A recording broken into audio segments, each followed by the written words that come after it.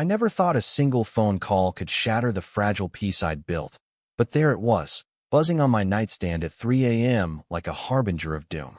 "Nathan, it's Jonathan, Mom and Dad. They're gone. Car accident on the interstate." His voice cracked, but not from grief, from something colder, like ice forming over a lie. In that instant, the world I'd known, the one where my parents' love had been my anchor after I came out, dissolved into the kind of silence that screams betrayal. The rain hammered against the windows of the old Victorian house in Portland, Maine, as if the sky itself was mourning. It was the kind of relentless downpour that turns the streets into rivers and your thoughts into whirlpools. I sat in the front parlor, the one with the threadbare Persian rug and the grandfather clock that had ticked away my childhood summers. My parents, Ellen and Robert Hayes, had bought this place back in '85, right after Dad got his tenure at the university. It was their sanctuary, filled with bookshelves groaning under the weight of dog-eared classics and faded family photos. Me, Jonathan, and our little sister Emily, all gap-toothed grins in front of the lighthouse at Acadia. But now, the house felt like a tomb. The accident had happened 2 nights ago. A slick highway, a semi-truck hydroplaning, and poof, gone. Just like that. No goodbyes, no final, "I love you," whispered over the phone. Mom had texted me that morning about her famous lobster rolls for dinner when I visited next month. Dad had attached a photo of his latest op-ed in the Portland Press-Herald, railing against climate denialists with that fire I'd inherited. Jonathan paced the room like a caged panther, his polished loafers scuffing the hardwood. At 35, he was the golden boy, tall, broad-shouldered, with the same sandy hair as Dad, but none of the warmth. He'd flown in from Boston that morning, straight from his corner office at some hedge fund, tie still crisp despite the red eye. Emily hovered by the fireplace, 28 and fragile as a bird, her eyes puffy from crying. She clutched a tissue, dabbing at her nose, her blonde bob falling into her face. "Nathan," Jonathan said, stopping abruptly, his voice low and measured, like he was negotiating a deal. "We need to talk about the will." I blinked, the word hitting me like a slap. The will? It was barely 48 hours since the crash. My chest tightened, grief twisting into something sharper. "John, not now. We haven't even buried them." He shot me a look, the kind that said grow up, the one he'd perfected since we were kids fighting over the last slice of blueberry pie. Practicality, Nate. Dad was meticulous. He updated everything last year after his checkup.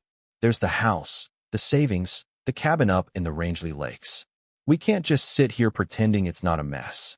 Emily whimpered, sinking into the armchair. "Please, Jonathan, this feels wrong." But Jonathan ignored her, pulling a crisp envelope from his briefcase. He slapped it on the coffee table, the thud echoing like a gavel. "Read it. Or don't. But it's clear." I snatched it up, my hands trembling. The lawyer's letterhead stared back at me, formal and personal. As I scanned the lines, the room spun. My name wasn't there. Not as beneficiary, not as executor. Nothing. The estate, over $1 million in assets, from the house to Dad's retirement fund, went to Jonathan as primary trustee, with Emily as secondary. A vague mention of equal distribution upon settlement, but no specifics for me, like I'd been airbrushed out. "What the hell is this?" My voice cracked, raw and accusing. I thrust the paper at him. "Dad wouldn't, Mom promised." Jonathan's jaw tightened. "They changed it, Nate. After you. After everything. They wanted stability. Someone who could handle it without complications. Complications." The word landed like a gut punch. He meant me coming out 5 years ago at Thanksgiving dinner. I'd been 30, shaking like a leaf, fork midway to my mouth with a bite of turkey. "I'm gay," I'd blurted, the words tumbling out after months of therapy and late-night calls to hotlines. The table went silent, forks hovering. Mom had reached across first, her hand on mine, eyes shining. "We love you, Nathan. Always." Dad had nodded, gruff as ever, then cracked a joke about double the excuses to visit Provincetown. Jonathan had excused himself early. Emily had hugged me tight. It had been messy, but real. Healing. But now, this. They loved me. I whispered, more to myself than him. They said, "Love doesn't pay the bills." Jonathan cut in, his tone clipped, Bostonian elite.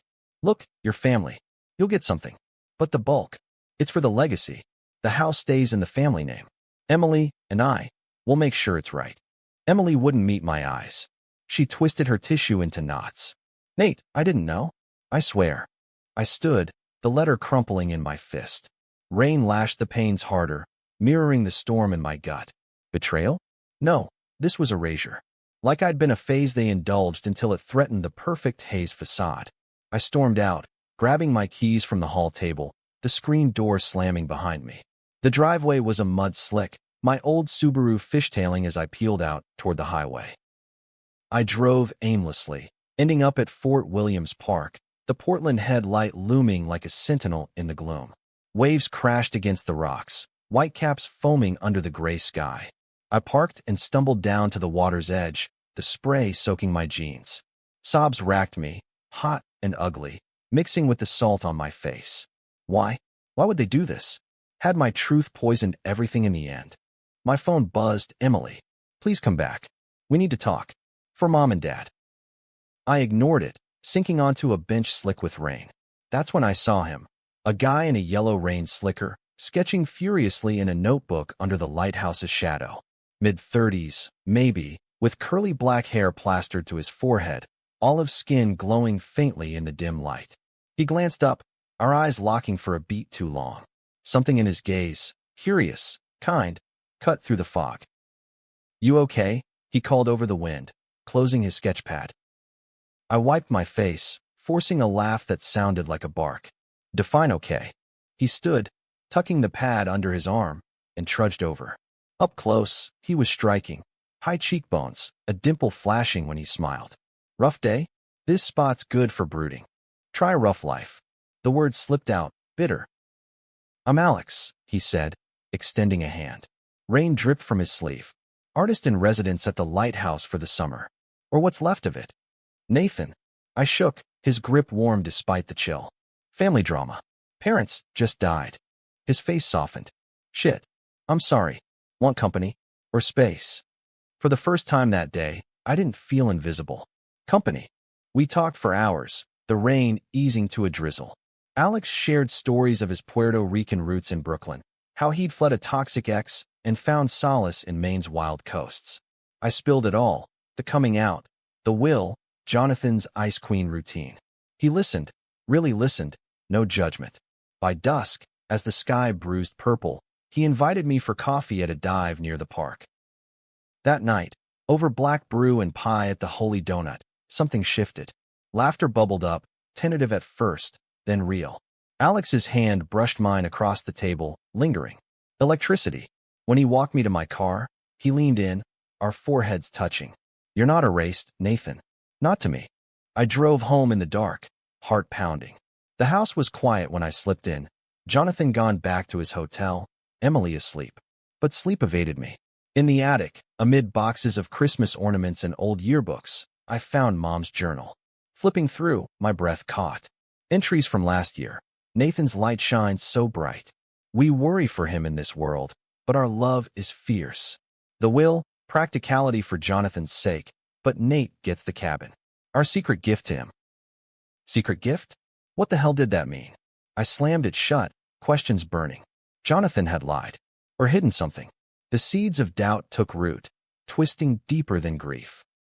The funeral was a blur of black suits and sympathetic murmurs in the Unitarian church downtown. Dad's colleagues eulogized his passion for environmental justice. Mom's book club gushed over her wit. Jonathan delivered the family remarks, polished and poised, painting us as the unbreakable Hayes clan. He mentioned me once. Nathan, our quiet strength, like a footnote. Emily squeezed my hand during the graveside service, whispering, I'm fighting this, Nate. I promise. But as we lowered the caskets into the earth, under a canopy of autumn oaks shedding crimson leaves, I felt the ground shift. Not just from loss, from the realization that family wasn't blood. It was choice. And mine had chosen wrong.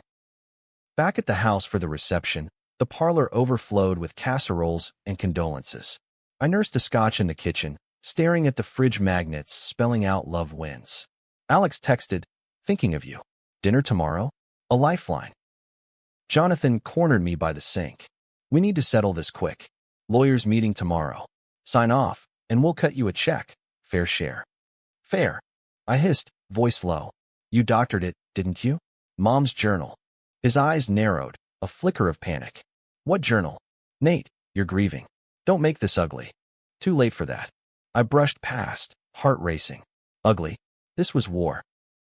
That night, alone in my old bedroom with its faded Red Sox posters, I lay awake, piecing it together. Jonathan had always resented me, the sensitive one, the one who didn't chase Wall Street dreams. When I came out, he'd called it a phase, Mom had confided once. But the cabin, their gift, it had to be there, hidden in the will's fine print. Or stolen. Morning brought resolve. I met Alex at a seaside cafe in South Portland, the air crisp with salt and pine. He sketched me over eggs, my profile against the harbor, gulls wheeling overhead. You're beautiful when you're plotting, he teased. I'm fighting for what's mine. I told him about the journal, the discrepancy. His brow furrowed, but his hand found mine under the table. Steady. After, we walked the eastern promenade, leaves crunching underfoot. The city sprawled before us, lobster shacks, craft breweries, the hum of American resilience. Alex stopped by a bench overlooking Casco Bay. Family's not always the ones who share your name. Sometimes it's the ones who see you. He kissed me then, soft and searching, the world fading to the taste of coffee and sea. My first real kiss since the breakup with Mark 2 years back, the one who'd bailed when my parents' initial shock hit. This felt different, real, terrifying. But terror waited at the lawyer's office that afternoon. Seated around a mahogany table in a Back Bay firm, Jonathan had insisted on his Boston guy, the air thick with leather and lies. The attorney, a silver-haired shark named Hargrove, cleared his throat. The will is ironclad. Mr. Hayes, Nathan, your share is the personal effects. Jewelry, books.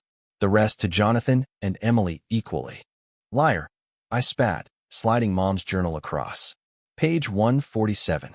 The cabin's mine. Hargrove scanned it, face paling. Jonathan lunged, snatching it. Fabrication. Mom was medicated. Medicated. Emily gasped, finally finding her voice. She was sharper than all of us. The room erupted. Jonathan accused me of forgery. I countered with theft of affection. Hargrove stammered about amendments, a codicil he'd overlooked. By the end, Emily sided with me, tears streaming. We're contesting this. For them. Jonathan stormed out, vowing lawsuits. But as Emily hugged me goodbye, whispering, I always knew you were the brave one. A crack formed in the Hayes armor. That evening, with Alex at my apartment, a cramped one-bedroom above a bakery in the old port, smelling of cinnamon and regret, I broke. Curled on the couch, his arms around me, I sobbed for the parents I'd lost twice. They loved me. Why wasn't it enough? It is, Alex murmured, stroking my hair. And I'll love you too, if you'll let me. In that moment, amid the flicker of streetlights through the blinds, I glimpsed a future. Not erasure, but rewriting. The weeks blurred into a haze of legal briefs and late-night confessions. Portland's November chill seeped through the cracks of my world, frosting the windows of my apartment like a barrier against the chaos. By day, I worked shifts at the local indie bookstore, recommending queer lit to wide-eyed college kids from USM, James Baldwin, Audre Lorde, while my mind replayed Hargrove's mea culpa. The codicil existed, a notarized addendum from 3 months before the accident, bequeathing the Rangeley cabin solely to me. For your peace, Mom had written in looping script, away from the noise, where you can be free. Jonathan contested it viciously. His emails were daggers. You're turning this into a circus. Think of Emily. As if he cared. He'd always played the protector, but it was control, pure and simple. Emily mediated, her calls a lifeline of apologies and updates. He's unraveling, Nate. Blaming you for upsetting them before they died. Upsetting them? With my existence? Alex became my harbor. Our dates were simple American rituals. Bonfires on Crescent Beach, where we'd roast marshmallows and debate Scorsese films. Drives up the coast to Ogunquit, holding hands over the console as Bruce Springsteen wailed about Born to Run dreams. He was a graphic designer by trade, freelancing for Portland's craft beer scene, but his passion was street art, murals of resilient figures rising from cracked pavement. Like you, he'd say, tracing my knuckles with his thumb. One night, after a particularly brutal deposition where Jonathan's lawyer grilled me on my lifestyle, as if it invalidated my grief, I showed up at Alex's studio unannounced. It was in a warehouse district, cluttered with canvases and the sharp tang of turpentine. He was mid-stroke on a piece, two silhouettes embracing against a stormy sea, waves curling like lovers' fingers. "You," I said, voice hoarse, "are the only thing keeping me from punching a wall." He set down the brush, pulling me into his lap on the worn leather stool. Our kiss was fierce, born of frustration and fire, but we pulled back, boundaries respected, heat simmering without crossing into the forbidden. "Tell me," he urged, forehead to mine. I did. All of it. The resentment simmering since high school, when Jonathan caught me with a boy in the garage and sneered, "Freak." The way Dad had pulled me aside after coming out, clapping my shoulder. "Son, the world's cruel, but your hay's tough." Mom's quiet support, baking me rainbow cookies in secret. And now, this war over wood and water, a lakeside cabin that symbolized escape. Alex listened, then shared his own scars, disowned by his immigrant parents in the Bronx for loving men, scraping by on grants until Maine's progressive pulse called him north. "Family's a choice, Nate. Blood's just the starting line." We made love to the idea that night, not bodies, but souls, talking until dawn, planning a weekend getaway to the cabin once the courts ruled. It felt like defiance, like claiming joy amid the wreckage. But joy's fragile. The next blow came via certified mail, a demand letter from Jonathan's firm, accusing me of undue influence on our parents. Emotional manipulation, it read, exploiting their sympathy post-coming out. My stomach roiled. Sympathy? They'd thrown me a coming-out party at the Voodoo Lounge, drag queens toasting with Cosmos. This was slander, a knife twisted in the wound. I confronted Emily at our favorite haunt, the Green Elephant in the West End, vegan Thai in a city of seafood snobs. She looked gaunt, shadows under her eyes from mediating our brother's rage. "He's scared," she explained over pad Thai. "The market's tanking his bonuses. He needs the liquidity from the estate." Scared? Of what? Me living my truth. I pushed my plate away, appetite gone. You're enabling him." Her lip quivered. "I love you both. But John," he found Mom's emails. "To a lawyer about changing the will back in 18 after your announcement. She was protecting you from him, Nate." He was furious then, threatened to cut ties. The revelation hit like ice water. Mom hadn't just loved me, she'd shielded me. From our own brother. Why didn't she tell me? "To keep the peace," she said. Emily's voice broke. "But now? It's war." We hugged goodbye in the parking lot, her Prius humming softly. Driving home through snow flurries, the first of the season, I felt the weight of secrets, heavy as the nor'easter brewing offshore. Alex and I escaped that weekend anyway, court be damned. The cabin was a rustic A-frame on Rangeley Lake, all knotty pine and stone hearth, surrounded by evergreens dusted white. Dad had built it himself summers ago, teaching Jonathan and me to hammer nails straight. We'd fished for trout at dawn, Mom frying catches over the fire. Now, it was mine, or would be, if justice prevailed. We arrived at dusk, the lake a mirror of indigo under a canopy of stars.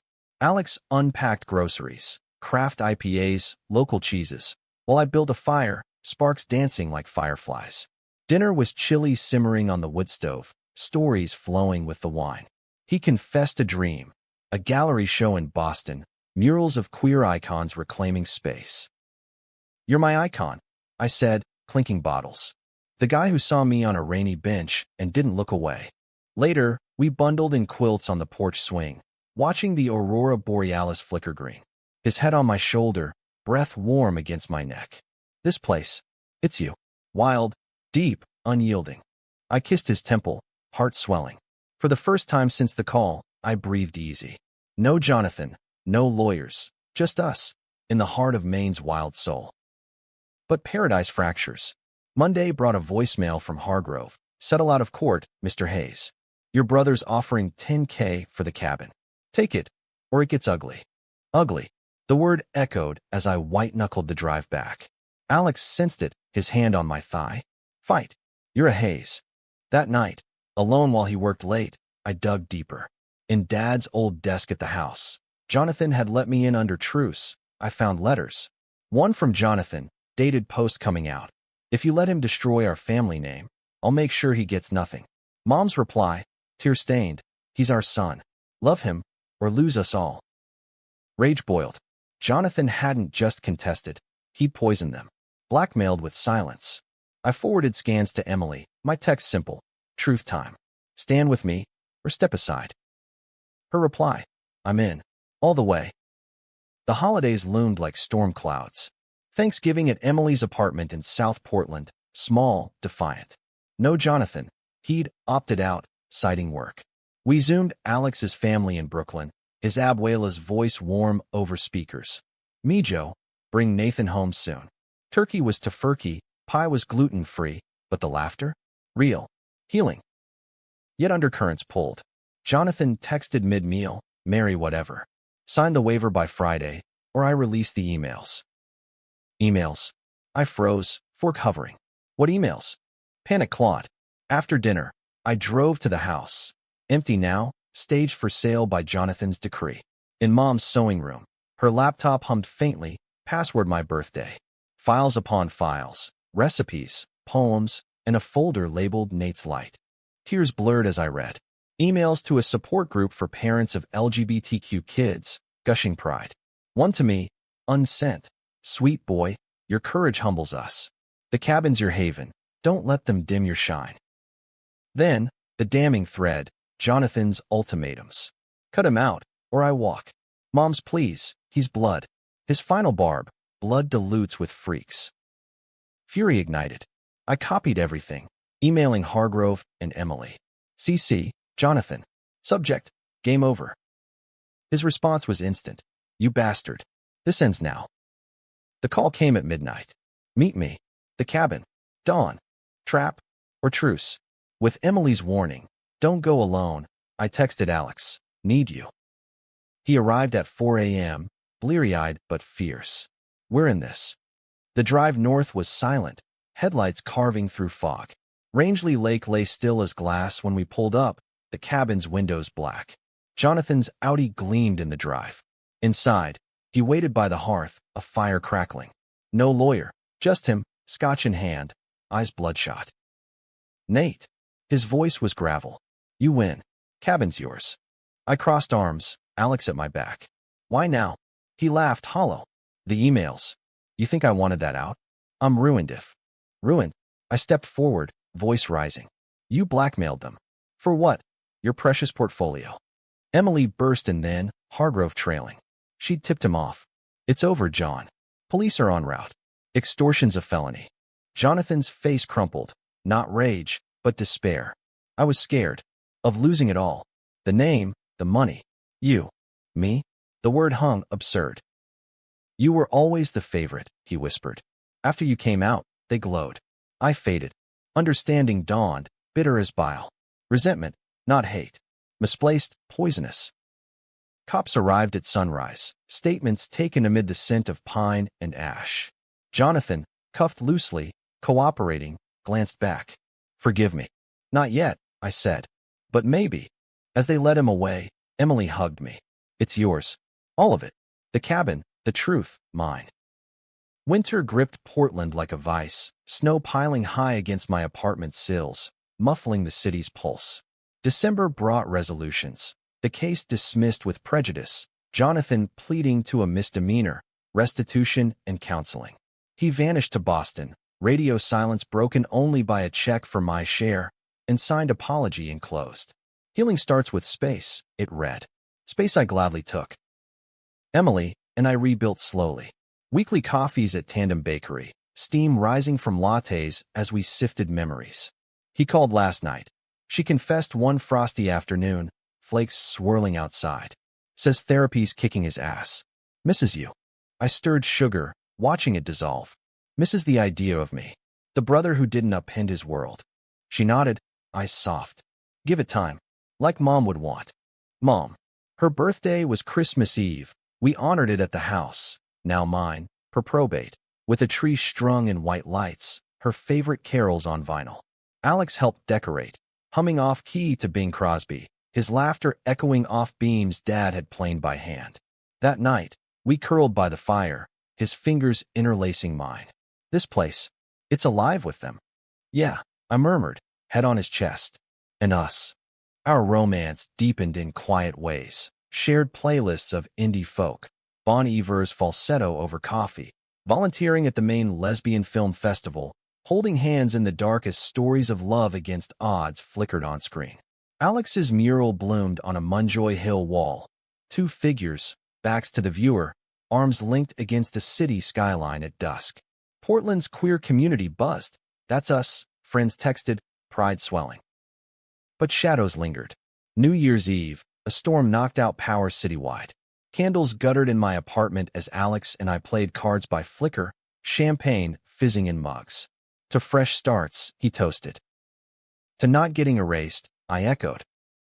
Then, the doorbell, a ghost in the gale. Jonathan, snow-dusted, bottle of Dad's favorite bourbon in hand. Eyes hollow, cheeks gaunt. Can I? Alex tensed beside me, but I waved him down. 5 minutes. In the kitchen, steam from the kettle masked our breaths.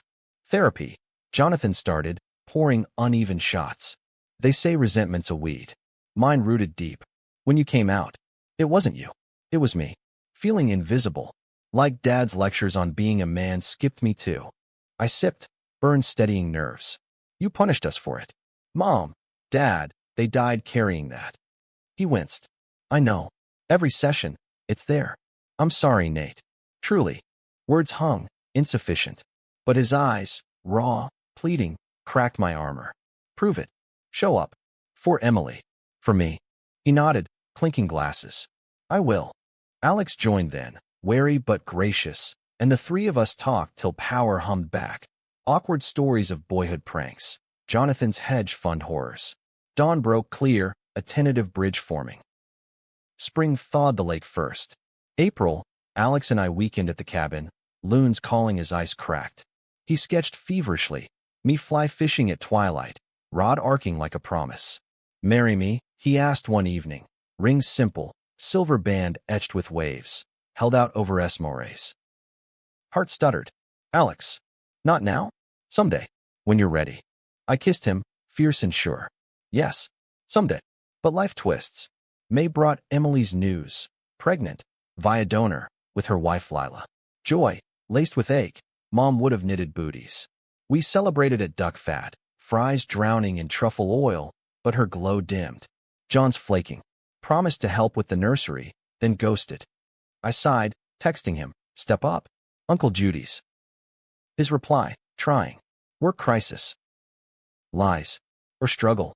I drove to Boston unannounced, navigating the Big Dig snarl to his Back Bay high-rise. Glass tower mocking Maine's humility. Security buzzed me up. He answered in sweats, stubble shadowing jaw. Nate. Shock, then slump. Come to gloat. To drag you home. I pushed in, office chaos spilling, files, empty takeout. Emily needs you. Not this. He collapsed on the couch, head in hands. I can't. The firm's investigating, insider trading whispers. If it sticks, I'm done. My gut twisted. Not just greed, desperation. Then fight clean. Like Dad taught. We talked for hours, bourbon swapped for coffee. His confessions poured, affairs to numb the void, deals bent for status. You were free, Nate. Out and proud. I envied that. Envy's poison, I said gently. Detox. By nightfall, he agreed. Resignation letter drafted, flight booked for Portland. Hug at the door, awkward, brotherly. Progress. Summer bloomed riotous. Emily's baby shower at the house. Rainbow streamers, Lila's empanadas mingling with lobster rolls. Jonathan showed, tie loosened, assembling crib with uncharacteristic patience. When the bump stirred, a kick, he teared up. Hay's tough, he whispered, echoing Dad. Alex and I stole moments. Bike rides along Back Cove, sweat slick under July sun. Pride in Portland, rainbows waving as we marched, his sign reading Love Wins, Hayes edition. That night, in a hotel overlooking the festival, fireworks bursting like stars, we made promises. No rush, no pressure, just us, bodies and hearts aligning in tender exploration. the world's noise fading. But autumn whispered warnings. September, a letter from Hargrove, final estate closure. The house, cabin, funds, mine to steward. Jonathan's restitution check arrived too, enough to fund Emily's nursery. Gratitude warred with wariness. Then, the call, Jonathan, slurred, 2 a.m. Nate. Crash. Not me, coworker. But they think. Panic surged. I flew south, Alex insisting on coming. Hospital sterile, beeps sinking with dread. Jonathan, bandaged, concussion, his car totaled, bloodwork screaming relapse. One drink, he mumbled. To celebrate the drop. Charges loomed, DUI, irony biting. Emily arrived, Lila with the newborn, tiny Rose Hayes, mewling softly. Family, she urged, placing Rose in his arms. His face crumpled, tears tracking. In the waiting room, Alex squeezed my hand. You're his anchor now, even if it drowns you. I nodded, resolve hardening. We save him, or we try. Rehab followed. 6 months in Vermont, leaves turning gold as he checked in. Letters arrived, grateful. Learning to see you, not as rival, but brother. Emily and I visited, Rose gurgling on blankets, the facility's pond mirroring our mending. By Thanksgiving, Rose's first, the table groaned under turkey and sides, Jonathan carving with steady hands. Sobriety chip glinted. Toast flowed. To Ellen and Robert, to second chances. Under the table, Alex's foot nudged mine, secret smile. Yet doubt nagged. December, anonymous tip to the firm. Jonathan's old emails leaked. Firing swift, reputation torched. He spiraled, calls frantic. What now, Nate? I'm nothing. You're Hayes? I countered, driving him to Portland. Rebuild. With us. Job hunt brutal, finance shunned, but a nonprofit gig at a Portland shelter for LGBTQ youth beckoned. His first interview, nerves jangling, but he nailed it. Told my story, he texted. Your courage inspired. Pride swelled, cautious. New Year's, snow blanketing the house. We gathered. Emily, Lila, Rose, Alex's family via video. Jonathan raised a cider. To family. Chosen and mended. Fireworks popped outside, but inside, warmth true. Spring 2026, Alex's show, gallery in the old port, murals alive. Jonathan attended, tie straight, clapping loudest. After, beers at Novari Res, sour Alesh, stories spilling. Proud of you, bro, he said, clinking. Me? Skeptical, but thawing. Then, fracture. June, cabin weekend, full house. Emily splashing with Rose, Lila grilling, Alex and I on the dock, toes in water. Jonathan arrived late, eyes shadowed. Missed the turn, excuse thin. Dinner tense. He snapped at a joke, storming to the guest room. I followed, knock soft. Talk. Door cracked. It's her. Old flame from Boston, texted. Tempted. Relapse whisper. Don't. Choose us. He slammed shut. Midnight knock, mine. Gone. Note. Need space. Sorry. Hunt frantic. Trails, bars. Dawn. Alex spotted his car at a trailhead overlook. We hiked, hearts pounding, finding him at the cliff edge, staring at the lake's abyss. John, I yelled, slipping on scree. He turned, face ashen. Can't do it, Nate. The pull. It's stronger. Alex flanked, voice calm. It is. But so's the pushback. With us. We talked him down. Hours, sun climbing. His sobs. Feared this.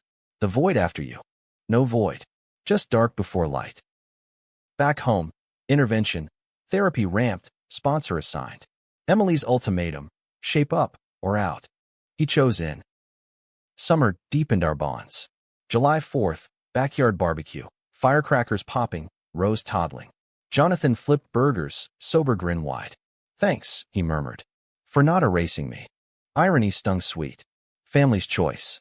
August, Alex and I eloped. Courthouse quiet. Rings exchanged under oaks. Jonathan best man, Emily maid of honor. Vows simple. In all storms, I choose you. Honeymoon at the cabin. Lazy days, loons laughing. Alex's sketch. Us on the porch, forever etched. But life's not linear. Fall brought test. Jonathan's sponsor flagged a slip. Bar visit. No drink, but close. Confrontation raw. Why risk it? Fear, he admitted, of failing you again. Then succeed, I urged. Daily. He did. Thanksgiving, grace said by him. Thanks for grace given. Winter solstice, you'll log crackling, rose asleep on his chest. Peace, hard won. Yet, the deepest cut healed slowest. Christmas Eve, Mom's Day, we opened her trunk, letters, photos. One for each. Mine, my brave heart, live loud. Tears collective. Jonathan's, son, be the man who lifts, not breaks. He clutched it, whispering, I will. The new year dawned crystalline, Portland's streets glittering under a rare blue sky. 2027 brought renewal. Jonathan's promotion at the shelter, mentoring kids like I'd once been, scared, seeking. Emily's second on the way, Lila beaming. Alex and I settled into the house, his studio in the attic birthing murals for local pride centers. Life, in its messy American way, barbecues, blizzards, ballot fights, wove us tighter. But scars itch. Spring, a letter from Jonathan's old firm, settlement offer, NDA attached. Take it. He urged over beers at the Great Lost Bear. Clean slate. I signed, but whispered, no more secrets. Slow learner. He quipped, but eyes earnest. Summer solstice, cabin gathering, full circle. Rose, 3 now, chasing fireflies, Emily round with hope. Jonathan fished with me at dawn, lines plunking soft. Remember Dad's lessons? He asked. Patience, I said, and love. He nodded. Took me too long. Forgiveness isn't erasure, it's overlay. We layer grace over gouges. August heat wave. Alex and I escaped to the beach, Reed State Park, dunes whispering. He proposed formally there, sunset gilding waves. Now, Nate. Marry me now. Knees in sand, yes tumbling. Wedding small. Unitarian chapel, rainbows and stained glass. Vows echoed Mom's unsent words, live loud. Jonathan's toast. To brothers, blood, and chosen. Honeymoon road trip. Route 1, lobster shacks to Boston, ending in Provincetown. Queer haven, bikes on cobbles. Nights tangled in sheets. Days exploring galleries, hands linked against the world's gaze. Fall harvest, Emily's boy arrived. Robert Jr., after Dad. Jonathan held him first, a softening lines. Uncle John, he cooed, redemption in miniature. Thanksgiving stormbound, power out, stories by lantern. Jonathan's relapse tales, my coming out terror. Laughter laced tears. We're haze, Emily said. Tough as nor'easters. Christmas, tree aglow, Mom's ornaments twinkling. Jonathan gifted me Dad's watch, engraved time heals. For you, he said. The keeper. I clasped his shoulder. We all are. Winter deepened resolve. Jonathan's engagement. To Sarah, a counselor from the shelter, steady, kind. Wedding spring, garden affair, rose flower girl. My best man's speech. From shadows to light, love wins. 2028 bloomed. Alex's gallery solo, erasure and echo, pieces of our story, silhouettes reclaiming space. Opening night, crowd thick, queer elders, youth, family. Jonathan bought the centerpiece. Us on the bench, rain faded but fierce. Pride that June. Floats, thumping Lizzo. Jonathan marching with shelter kids. Sign allies evolve. Emily pushed the stroller, Lila snapping pics. Alex and I, arm in arm, hearts full. But trials temper. July, health scare. Emily's preeclampsia, NICU vigil. Jonathan paced halls, me beside. Can't lose her, he choked. We won't. Hours blurred, Robert stabilized. Discharge day, family huddle, unbreakable. Fall, cabin retreat, harvest moon rising. Bonfire crackled, Esmore sticky. Jonathan pulled me aside. Therapy breakthrough. Forgave myself. For you them. Hug tight. Proud. Election night. House party. Blues and reds clashing on TV. Tensions rose. National divides mirroring old hours. Jonathan and I debated policy over whiskey sours. Climate. Rights. We fight together, he said, clinking. Yes. Winter solstice. You'll feast. Rose reciting 'twas, Robert gurgling. Gifts unwrapped. Alex's portrait of the clan, faces alight. 2029. Jonathan's vow renewal with Sarah, vows echoing ours. Godfather Judy's called. Rose's baptism, non-denominational, Lakeshore. Sponsor her strength, he asked. Honor. Spring flood, Rangeley swelled, cabin threatened. Sandbags, neighbors rallying, main spirit. Water-crested, spared. Aftermath barbecue, toast to resilience. Summer wedding for Emily and Lila's vow refresh. Beachside, waves lapping. Jonathan walked her, steady arm. Fall foliage peak, leaf peeping drive. Family crammed in the Subaru, laughter echoing. Thanksgiving, table expanded, Sarah's folks joining. Grace's layered, for survival, for sisters. Christmas, attic treasures, mom's journal rebound, shared readings.